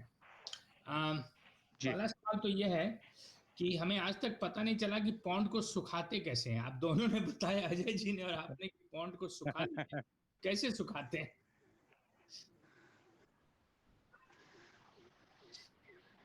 किसी के आवाज, पानी बंद कर देंगे, पानी बंद कर देंगे, उसको पंप आउट कर देंगे। और पंप आउट करना है। ओके सो हाँ, तो वो तो पता है। अच्छा, मुझे पता नहीं था कि कोई दूसरा तरीका आप लोगों ने अपनाया हो। एक और सवाल है कि आपका नहीं, पंप इन करने के लिए। हाँ, बोलिए आप बोलिए प्लीज। नहीं, मतलब जैसे पंप इन करते हैं वैसे ही पंप आउट कर दिए। और जो अपनी इरिगेशन की जरूरत होती है ना रेगुलरली, मेरा ड्रिप पे है, तो वहां से मैं उसको मतलब वहीं से कनेक्ट कर मैं वहां से भी पानी ड्रॉ कर सकता हूँ। अच्छा मेरे दूसरा, यहाँ तालाब से भी इरिगेशन का प्रोविजन हमने रखा है, जिसको मैं यूज नहीं करता हूँ, पर कर सकता हूँ यूज। Okay that's understandable. एक और सवाल ये है, आपका गांव कहाँ है, किस जिले में है? मेरा गांव वैशाली डिस्ट्रिक्ट में है। ये वैशाली और समस्तीपुर जिले के बीच में है लगभग। ये आप हाजीपुर से समस्तीपुर जाते हैं तो हाजीपुर से 40 किलोमीटर है। मैं समझ गया, समस्तीपुर से करीब 30 विद्यापति किलोमीटर का इलाका है। समझ गया। हाँ, मैं एकदम हाँ, उधर नहीं, उतनी दूर नहीं। मैं और नजदीक हूँ, पटना की तरफ हूँ। अच्छा, ठीक है, समझ गया। अच्छा, दूसरा कि आपने कोशिश की थी दिखाने की फोटो, तो वो आया नहीं। तो अगर आप केवल मैं स्टिल भेज दूंगा। एकदम दिखाई नहीं दिया तो कैमरा ऑन करके अगर दिखा दें और थोड़ा उसके बारे में बता दें, और अगर दोनों कैमरा और आपकी बात नहीं सुनाई दे रही तो कैमरा से ही दिखा दें, तो हम समझ जाएंगे कि काफी आपने बताया है, बहुत अच्छा बताया है। मैं ऐसा करता हूँ कि मेरे पास कुछ स्टिल पिक्चर हैं, क्योंकि यहाँ अंधेरा हो रहा है जी, अंधेरा हो रहा है तो शायद दिखेगा नहीं, और बैंडविड्थ की भी प्रॉब्लम है। मैं अभी 28 kbps पे हूँ, तो वीडियो आएगा नहीं इसमें, ठीक है ना। तो मैं स्टिल पिक्चर्स है मेरे पास कुछ जी, जो आजकल के हैं वो भी भेज देता हूँ। आजकल के हैं, कुछ पुराने भी हैं, वो भेज देता हूँ। तो एक आइडिया मिल जाएगा कि क्या हम किस इंटरक्रॉप की बात कर रहे हैं, क्या ड्रिप की बात कर रहे हैं। तो मैं 10 एक पिक्चर भेजता हूँ। मैंने एक आधे एकड़ का पॉली हाउस भी रखा हुआ है। तो पॉली हाउस में मेरे पास, क्योंकि I also want to be at the cutting edge of technology, तो मैं लगभग सारी चीजें कर रहा हूँ। मैं वहाँ शिमला मिर्च कर रहा हूँ, और यदि कोई आएगा विजिट करेगा तो मैं दिखा सकता हूँ कि अंदर प्रोटेक्टेड कल्टीवेशन में जो शिमला मिर्च सेम वेराइटी में कर रहा हूँ, और क्या डिफरेंस दोनों में क्वालिटी ये में वो देख सकते हैं लोग खुद। नहीं, मैं तो जरूर विजिट करूंगा, ब्राह्मण आदमी हूँ तो चाय भी मिलनी चाहिए, लेकिन आइए।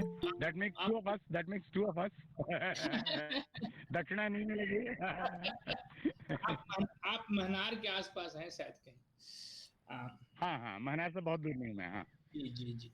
नहीं तो ठीक है, बहुत अच्छा लगा। बल्कि आप दोनों का, अजय जी ने भी बहुत made an excellent presentation, very detail. मैंने तो सुना था कि अजय एक्सपर्ट है फिश पे, इतना बड़ा एक्सपर्ट है मुझे नहीं पता था। No, we are really नहीं sir, I am just trying sir. Very well sir 4-5 साल तो अपने आप थोड़ा बहुत सर जी, ये तिवारी के काम नहीं करते। इसलिए आपको कुछ तो दक्षिणा रखनी पड़ेगी। पर मुझे पाप लगेगा ना, मैं पंडित को कैसे दूं दक्षिणा? मैं खुद पंडित होकर कैसे दक्षिणा दूं? पंडितों का काम दान लेना दोनों ही है। इसलिए आप एक्सचेंज कर लेंगे। और वो आपसे अग्रज है तो आप दे सकते हैं। आपका पुण्य नहीं, पाप आपको पुण्य लगे। हाँ, फिर चलेगा। चलो, और कोई क्वेश्चन है, प्रश्न किसी का, कोई सुझाव, प्रश्न?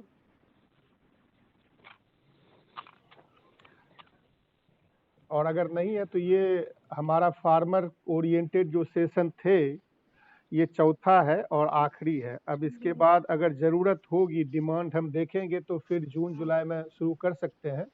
अदरवाइज अब फार्मर के ऊपर हमारा फोकस नहीं रहेगा, अगले 3-4 महीने तो नहीं ही रहेगा। और अगर ज़रूरत है, डिमांड है, तो फिर हम करेंगे। और शिव कुमार जी त्रिपाठी जी बताइए।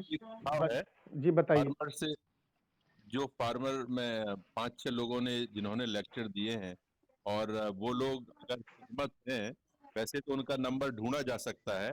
तो आप अपने इसमें जो हमारा वानप्रस्थ वाला है उस पर एक लिस्ट बना करके शिशिर कुमार जी इन्होंने इस पर दिया था, ये इसका नंबर है।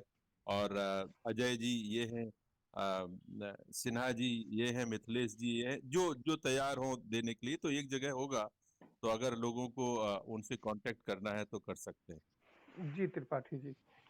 और अगले सैटरडे को हम चाह रहे थे कि जिन्होंने बोला है इसके बारे में, केवल वो लोग और हम लोग बात करें, ये सोचने के लिए कि इतना नॉलेज है, इतना अनुभव है, उसको समाज में फैलाया कैसे जाए। क्योंकि अभी भी आप देख रहे हैं तो एक्चुअल किसान के नाम पे जो 100% किसानी ही करता है, मेरे ख्याल से मोटा मोटा शिशिर ही है, और तो कोई है नहीं जो किसान है यहाँ पे। केवल किसान सब कुछ है, राम कुमार और शिशिर, यही दो है। 1 साल का किसान हूँ सर। नहीं, शिशिर, अजय और राम कुमार, यही 3 किसान क्लोज हैं, समवट किसान। शिव कुमार, मैं कुछ बोलूं? जी बोलिए मिथिलेश जी। नहीं, किसानी तो मैं भी नहीं डायरेक्टली कर रहा हूं, लेकिन पिछले 5-7 सालों से बिहार में खेती को बढ़ावा के लिए काफी कुछ काम किए, और इस संदर्भ में डायरेक्टली और इनडायरेक्टली पॉलिसी लेवल पे काम भी किया। अभी जो मेरे सामने सबसे बड़ी समस्या, एज एन इंस्टीट्यूशन, मैं नाबार्ड में काम करता हूं और अगले 2 महीने तक यहाँ हूँ, उसके बाद मैं वापस बिहार ही जा रहा हूँ। और फिर वहाँ जो मेरे कॉन्टैक्ट्स थे, प्लस जो फ्रेश आज जिन लोगों से मुलाकात हुई है, अजय, शिशिर, इन सारे लोगों से, और इत्तफाकन मेरा कार्यक्षेत्र अपने सर्विस के दरमियान वैशाली भी 2 साल तक था, 10 से 12 तक। और वैशाली जिलों में थोड़ी बहुत संस्थाएं जिनको मैंने स्ट्रेंथन करने की कोशिश की, और आज वो बिहार के लीडिंग, आप कह सकते हैं, ये हैं स्टार्टअप्स इन एग्री। एक एग्रीकोल कंपनी है और एक एर्गोस जो समस्तीपुर में है अभी। ये दोनों ने मार्केट से काफी पैसे उठाए भी हैं और किसानों के लिए काम कर रहे हैं, अपने अपने लिमिटेशंस और अपने अपने ड्रॉबैक्स के साथ। लेकिन इन्होंने बिहार से 3-4 कंपनियों को मैं जानता हूं, मतलब जो किसानों के साथ जुड़े, वो एक इनमें थे। तो मेरे लिए जो मैं अभी काम करना चाहता हूं कि मैं मार्केट अपना कौन सा चूज करूं। पटना में पैसे रहते हुए भी वो एक्सपेंडिचर चाहेंगे जो किसानों को उतना फायदा दे, जो रिस्क विस्क सारा चीज मिटिगेट कर दे। तो इसके लिए 2 महीने के बाद जब मैं आता हूं, जो भी मार्केटिंग एफर्ट्स है, चाहे वो या वैल्यू एडिशन है, हमारे पास नियरेस्ट बिगेस्ट मार्केट है आपके पास उधर कैलकाटा मेट्रो में और इधर दिल्ली। पटना जो आपका प्रोडक्ट्स है, डक एग्स हो या मान लीजिए ये पता नहीं शिशिर जी का केला जो है, वो किनके साथ, कौन वहां पे एफपीओ है जिनके पास ये मार्केटिंग कैपेबिलिटी है कि they give the best returns to Shishir. Mithilesh ji, ऐसे तो बात ये ऑफलाइन करना चाहिए, लेकिन चूंकि आप नहीं ठीक है नहीं एक सेकंड, नबार्ड के आप हैं तो effectively you should be having lot of connection.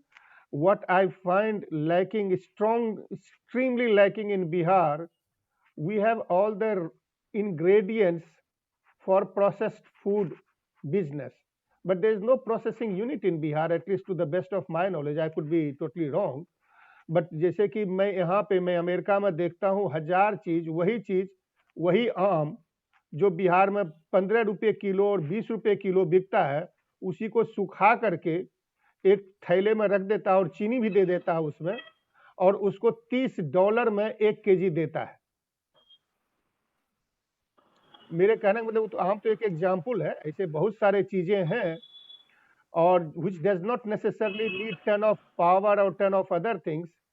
वो प्रोसेसिंग यूनिट शुरू किया जाए अगर बिहार में, तो it will generate job, it will generate income, and that can be all the 5-star hotel, all the international companies, they can also be the procurer, the buyer. Just now, just 5 minutes back, I got a Twitter information from one of my classmates that Pepsi Cola is opening a plant in Begusarai. So Pepsi Cola can take risk, invest in Bihar, but we, our people, can't create a food processing unit, or it is already there, I am unaware. Sir, now I want to say something, if you will allow me to. Yeah, go ahead, Pankaj. हाँ, ये सभी because सभी तो हमारे से बहुत बड़े हैं, मैं उनसे अनुभव में थोड़े कम हूँगा, लेकिन थोड़ा सा जो एक्सपीरियंस है उसके बारे में मैं कहना चाहता हूँ. जनरली जिस परिप्रेक्ष्य में हम लोग बात कर रहे हैं सर, उसके बारे में एक तो आप जो बोल रहे हैं कि प्रोसेसिंग इंडस्ट्री सही में बिहार में नहीं है. Pankaj, just a second. For those who don't know Dr. Pankaj, please introduce yourself. Probably you have not met Mithilesh ji. Maybe. तो सर सबसे पहले सभी को नमस्कार. मैं सभी को नमस्कार मेरा, और बहुत जोर हाथ करबद्ध प्रणाम. मैं हूं डॉक्टर पंकज कुमार सिन्हा, कृषि वैज्ञानिक हूं सर, कृषि प्रसार विषय में. और इससे पहले मैं अभी झारखंड में कार्यरत हूं. भारतीय कृषि अनुसंधान संस्थान एक नया, जैसे आईआईटी का बहुत सारा कैंपस खुलता है, तो भारत में एक एग्रीकल्चर का जो आईआईटी कहलाता है वो भारतीय कृषि अनुसंधान संस्थान IARI, उसका मेन यूनिट पहले समस्तीपुर बिहार में था, जो कि 1935 में जब अर्थक्वेक आया था तो शिफ्ट होकर दिल्ली में चला गया था. तो अब सरकार ने ये सोचा है कि जो ग्रीन रिवोल्यूशन का बेनिफिट जो पश्चिमी उत्तर प्रदेश, पंजाब, हरियाणा तक ही सीमित रहा, उसको हम पूर्वोत्तर क्षेत्र और पूर्वी भारत के क्षेत्र में जहाँ पे अनटैप्ड पोटेंशियल बहुत ज्यादा है वहां पे लगाएं. इसके लिए आसाम और झारखंड में एक इस तरह का संस्थान खुला है. इसी का समझ ले कि आईआईटी का जैसे कैंपस खुलता है उस तरह का कैंपस खुलता है. तो मेरा 2020 में यहाँ पे पदस्थापित हुआ हूँ मैं. इससे पहले मैं 2015 से लेकर 2020 तक मेघालय, जो पूर्वोत्तर भारत का पूर्वोत्तर राज्य है, वहां पे मैं कृषि वैज्ञानिक के रूप में काम किया और किसानों के बीच में काम किया.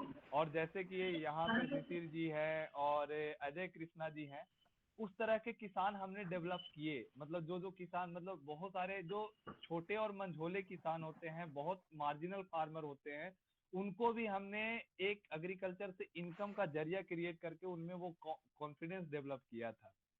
और अभी मैं यहाँ पे आया हूँ, ये मैं अपने इच्छा अनुसार आया हूँ, क्योंकि जब मेरा सर्विस वहां पे हो गया था 5 साल, तो मैंने सोचा कि यार मैं दूसरे क्षेत्र के किसानों के लिए हमेशा बहुत सारा काम कर रहा हूँ, यहाँ के किसान मुझसे लाभान्वित भी हो रहे हैं, क्यों ना मैं अपने क्षेत्र के किसानों के लिए, जो कि बहुत ज्यादा पिछड़े हुए हैं, उन तक वो पहुंच नहीं पाता है, जो भी एग्रीकल्चर एक्सटेंशन सर्विसेज है वो नहीं पहुंच पाता है. इसीलिए मैंने यहाँ पे बाय चॉइस पोस्ट ट्रांसफर लिया और अभी मैं यहाँ पे हूँ. मैं अजय कृष्णा जी के फार्म पे विजिट भी किया, बहुत अच्छा लगा था, और उनका मैंने फार्म पे जो उनका रिक्वायरमेंट था, मैं अपने अनुभव के अनुसार उनको और इम्प्रूव करने के लिए सजेशन भी दिया था. और बाकी सब लोग हैं उनसे मैं फ्रिक्वेंटली 2-3 लास्ट 2 सेशन मैंने नहीं अटेंड किया, लेकिन बाकी सब सेशन एग्रीकल्चर का जितना होता है वो अटेंड करता रहा.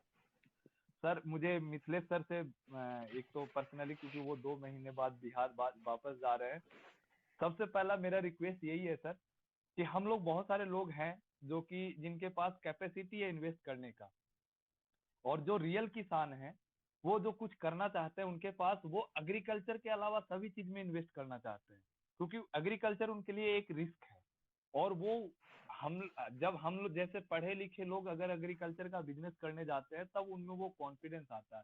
तो इस तरह का हमें एक मॉडल फार्म या कोई मॉडल फार्म एस्टेब्लिश हो रहा है तो उनको हमें इस इनकरेज करना चाहिए। और एक प्रोसेसिंग यूनिट, क्योंकि हम लोग बिहार में तो बहुत सारा सभी लोगों का आदत है क्या कि हम लोग प्रोसेस फूड पे तो थोड़ा कम ही ध्यान देते हैं। यहाँ पे जो सॉस एंड ये सब का भी कंजम्पशन थोड़ा सा कम है, लेकिन प्रोसेस फूड का डिमांड धीरे धीरे बढ़ता जा रहा है।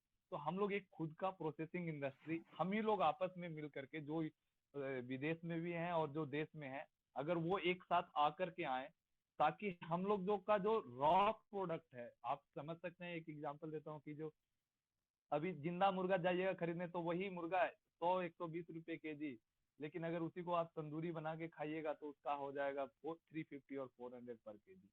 तो ये डिफरेंस है प्रोसेस्ड और रॉ में। तो अगर हम लोग इस तरह का अगर अप्रोच करते हैं, और जिन किन्हीं को भी अगर मेरा अनुभव कैसे फार्म को ऑर्गेनाइज कर सकते हैं, कैसे फार्म को डिजाइन कर सकते हैं, जैसे शिशिर सर का मैंने देख रहा था, वो हमारा दो तरह का होता है इंटीग्रेशन, एक हॉरिजॉन्टल इंटीग्रेशन, एक वर्टिकल इंटीग्रेशन। दोनों को वो प्रैक्टिकली जी रहे हैं, जो कि बहुत अच्छा लगा। इस तरह के बहुत सारे कम ही किसान है, क्योंकि उनके पास कहीं ना कहीं से अर्निंग सोर्स था जिसको वो जमा करके लेके आए और वो एग्रीकल्चर में इन्वेस्ट किए। लेकिन जो नॉर्मल रेगुलर जो रियल किसान है, उसके पास ये इन्वेस्टमेंट की कमी है सर। उनका मार्केटिंग चैनल बहुत ही वीक है। आप विश्वास नहीं करेंगे, यहाँ पे जो चावल है, धान का जो सीड है, वो मात्र 10 से 15 रुपए पर केजी वो सेल कर रहे हैं, और हम लोग वो खरीद रहे हैं 35 टू 30, कम से कम 30 से 35 रुपए पर केजी। इतना सारा गैप है, लेकिन हम लोगों के करने के लिए बहुत सारा चीज है सर। और मैं यही कहना चाह रहा था कि सर अगर मिथिलेश सर अगर हम लोगों को थोड़ा सा प्रोत्साहित करेंगे, क्योंकि हम लोग भी इस तरह का प्रोजेक्ट लेकर के काम करते रहते हैं। एग्रीकल्चर एक्सटेंशन का साइंटिस्ट हूँ, आईसीआर में उनका बहुत सारा प्रोजेक्ट भी चलता है, आईसीआर केवीके के थ्रू और दूसरे ऑर्गेनाइजेशन के थ्रू। तो हम लोग भी उनके साथ जुड़ने के लिए यथासंभव कोशिश करेंगे सर। धन्यवाद। Thank you Pankaj. Mithilesh ji sorry, मैंने आपको रोक दिया था, आप बोलिए।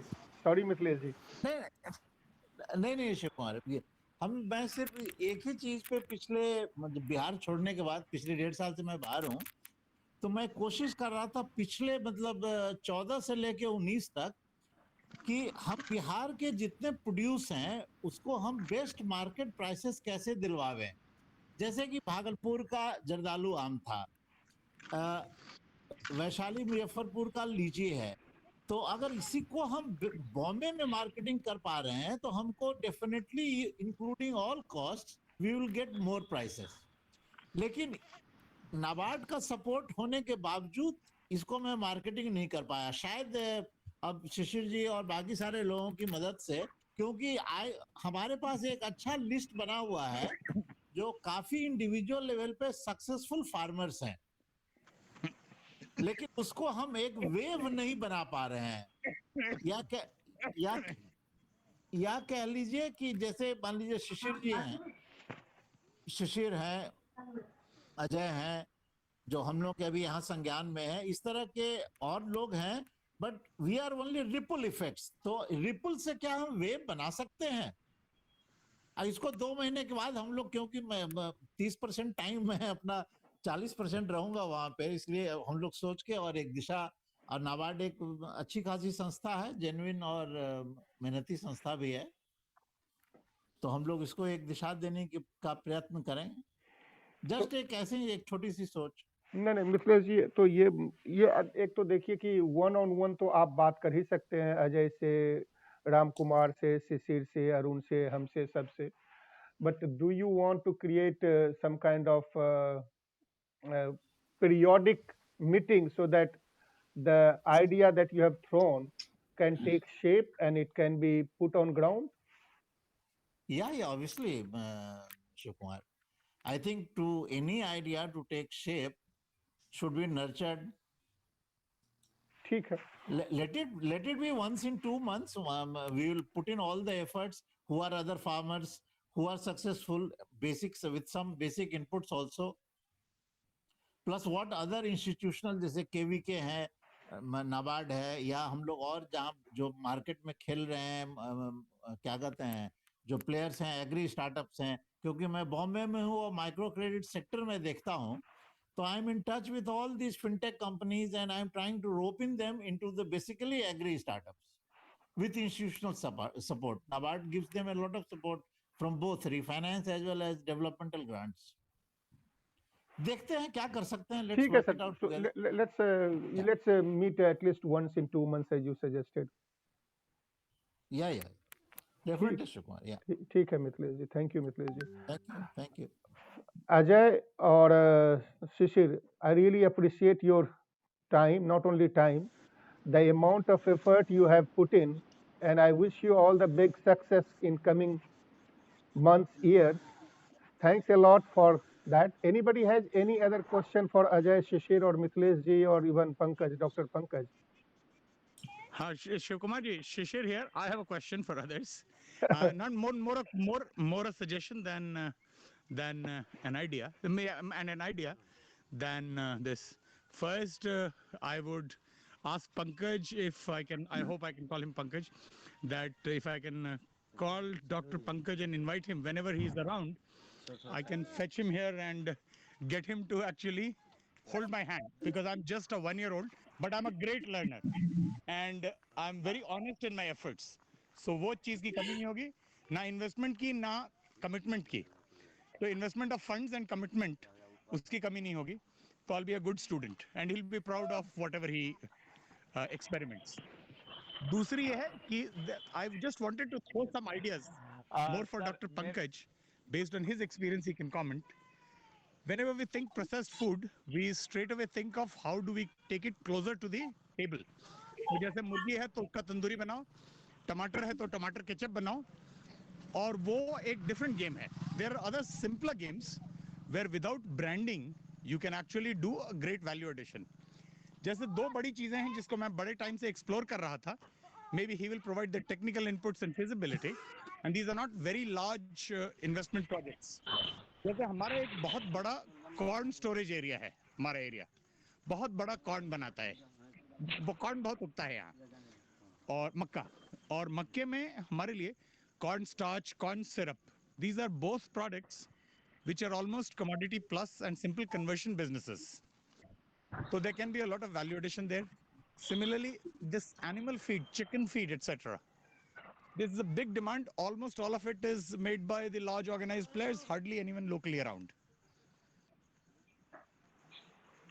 Thank you, Shishir. I mean, Pankaj, Dr. Pankaj can answer to that. Ajay, you wanted to say something? Go ahead, Ajay, please. Ajay, बोलो आप. फिश नहीं सर, एक्चुअली फिश फीड में तो मेरे को लगता है कि homemade is okay, but chicken feed में तो I don't think there is an option. Chicken feed तो लोकली आप बना सकते हैं और उसको बेच सकते हैं, but sir problem is marketing only. Setting up a processing plant like in Nevada, I am having 10 acres of land which is almost on not a national highway, but it's I will call it a industrial block.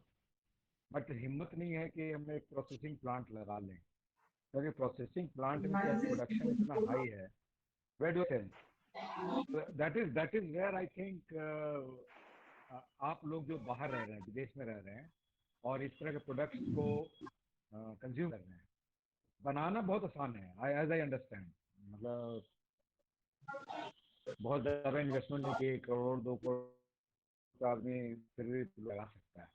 Problem ये है कि तुम उसको बनाएंगे तो बेचेंगे कहाँ, वहाँ आदमी फंस जाता है, इसलिए डर जाता है. बिहार में मैं भी frankly speaking, even I do not have the courage to set up a processing plant. This is my view sir. But I think Ajay, Shishir, Mithilesh ji, it is better to continue this discussion, and then something will come out. As of now, ad hoc talking once a while will not help us, but if it is periodically, it should be managed as a program, like we manage many other projects. Similarly, we should manage this as a program with timeline, milestone, and all that. What Arun is very well famous for, that's what he does. So we can have somebody, one of us, manage this whole thing as a program here, and all of us can contribute to that. And one idea that I have been sharing with Dr. Pankaj is, based on all these 4-5 sessions that I had about farmer, sorry मैं अंग्रेजी में बोल रहा हूँ, but I think everybody can understand English, no problem. So I still strongly feel that there is a big need of consultancy in farming sector, in all aspects of farming sector, not only production, but tools, testing, government agency involvement, all that is missing in as a consulting business in Bihar especially, but I think mostly in India. So even that could be an approach. But anyway, so Mithlesh ji, should we discuss, since you are the government, semi-government kind of leader here, and Tiwari ji and Tripathi ji, we are quite away from there. So should we have this kind of meeting with similar people, those who are expert in this area, every 2 months? Yes, Shiv Kumar. I'm very sure we can manage once in 2 months and try to give it a shape. Okay, so and rope in more people, practitioners as well as. Correct. So concrete time में मैं बता रहा हूँ कि this is March, so April में missing, June, first Saturday of June we will meet again. Okay, sir. Okay, dear, done. Shiv Kumar ji, हाँ तिवारी जी, एक बात हम बताएं. जी जी बताइए ना. This is just a request to everybody. I think we have many people here. Everybody actually knows or had touched some part of agriculture. तो कुछ लोग हैं जिन्होंने जो यहाँ नहीं हैं, जो दूसरे तरीके से जुड़े हुए हैं एग्रीकल्चर से, और उनका भी प्रयास स्तुत्य है. मनीष चांद जी हैं या जी हैं, ये तरीके के लोग हैं. तो हमारी एक विनती ये थी कि अगले हफ्ते सैटरडे को आपके समय से 7 बजे, इंडिया समय से 7 बजे शाम को हम सब लोग मिलें. और मिथिलेश जी ने जो बात उठाई है, बहुत ही अच्छी बात है कि हमको इसको कंटिन्यू करना चाहिए. अब 2 महीने मोर फ्रीक्वेंट होगा या 3 महीने होगा, वो सब डिसाइड कर लेंगे, लेकिन एक बार सब बात कर लेते तो हर मुद्दे पर बात हो जाती. और दूसरा फायदा ये होता है कि हम कुछ स्पेसिफिक सवाल, जिसको चार्ज क्वेश्चन कहते हैं यहाँ, या लाइन ऑफ इंक्वायरीज कहते हैं, वैसा कुछ लिख के उस पर बात करें. वो मैं तैयार कर लूंगा, वो मेरी जवाबदेही रहेगी कि किस विषय पर बात करेंगे, क्योंकि बात से बात निकलती है. और इतना हमने सुना है पिछले 4 सत्रों में, तो उस पर काफी सवाल मन में हैं, और वो बड़ा अच्छा रहेगा क्योंकि सब लोग साथ में रहेंगे. और तब अगर उन लोगों से भी मदद हो या उनको आपकी मदद जरूरत हो, तो ये सारी चीजें एक साथ रहेंगी तो बहुत कोहेसिव एफर्ट होगा ये. तो मैं ये प्रार्थना कर रहा था कि अगले सैटरडे को अगर हम लोग 7 बजे तो ये जरा अच्छा रहेगा. आप लोग क्या सर? मेरे तरफ से तो कोई ऑब्जेक्शन नहीं है सर. मिथिलेश जी? जी शिव कुमार जी? जी. शिशिर जी को उठाना पड़ेगा, नहीं 7 बजे शाम को उठ गए होंगे वो. तो ऐसा करते हैं कि 7 बजे शाम को कोई दिक्कत नहीं है. 7 बजे शाम को किस देश का समय? तो ऐसा करते हैं कि अगला सैटरडे हम लोग केवल यही मीटिंग करते हैं कि आगे करना क्या है, और आप लोग विचार लेंगे. तो next Saturday we will do that. Anything else for today's call? It was very healthy and ji sir. Shishir ji जो बोला था, तो मैं send some questions to this group. I'll send some questions to this group so that you have time to think about this and be respond and discuss. Pankaj ji कुछ बोल रहे थे before we close. Pankaj ji बोलो. ये सर, शिशिर, जैसा कि शिशिर sir ने बोला है कि एक बार फार्म विजिट करना है, और शायद सुरेंद्र तिवारी सर भी बोल रहे थे कि उनका भी ऑन द वे ही कुछ है, तो मैं इस बार होली में जा रहा हूँ उस साइड में। मैं नियर अबाउट 25 और 26 को मैं उस से लेके अप्रैल तक में हूँ, अप्रैल 1 तारीख तक।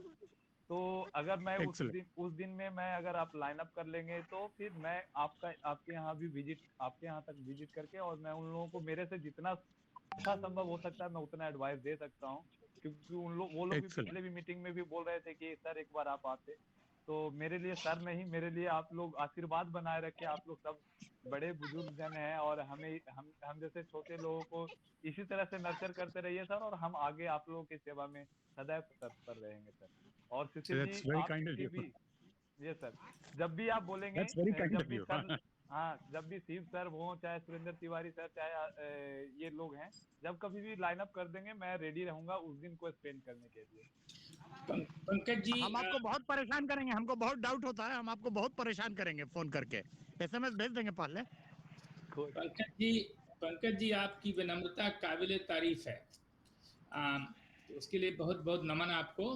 मेरा गांव चंपारण जिले में है और ऊपर है, रक्सौल के नज़दीक है।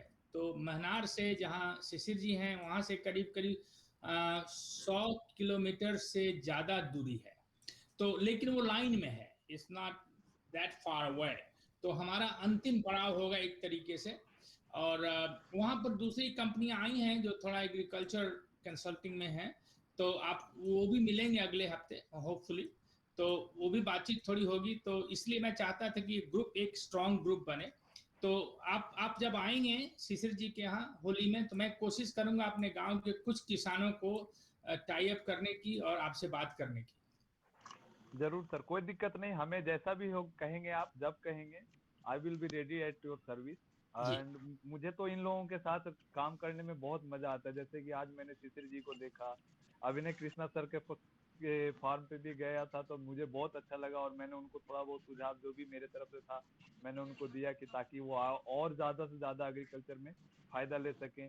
इवन मैं भी अपने भाई लोगों के लिए, और घर पे मेरे जो चाचा लोग हैं वो अनएम्प्लॉयड हैं, मतलब वैसे ही बिजनेस कर रहे हैं, तो मैं भी अपना जो भी जमा पूंजी थी उसी से उन लोगों के लिए मैं एक डेमोन्स्ट्रेशन फार्म मशरूम का और प्लस मुर्गी एंड बकरी का, गोट का, क्योंकि हम लोगों के पास एकड़ नहीं है, हम लोग के यहाँ कट्ठा होता है, हार्डली 0.5 एकड़ या 0.75 एकड़ तक मेरा लैंड होल्डिंग होगा सभी मिला करके। तो मैं उसी में ही उन लोगों को कैसे एग्रीकल्चर को प्रॉफिटेबल बनाया जाए वो भी मैं करवा रहा हूँ। मैं रिसेंटली मेरा उसमें भी इन्वेस्टमेंट शुरू हो गया है। मेरा भी यही एम है कि मुझे देख करके चाहे मैं किसी और के लिए मददगार साबित हूँ। Thank you Pankaj ji. मेरे ख्याल से टाइम काफ़ी हो गया है। अब किसी को अगर प्रश्न नहीं है तो हम लोग कॉल बंद करते हैं। Shishir, Ajay, thanks a lot. Mithilesh ji, everybody, thanks a lot. For with some we will talk next Saturday, but I will arrange Mithesh ji every 2-month call depending on next week's conversation. Great sir, Yes, great. Kumar. Thank you very Great. much. Have a Thank great you. day. Thanks. Bye. Thank you sir. Thanks. Bye. Thanks.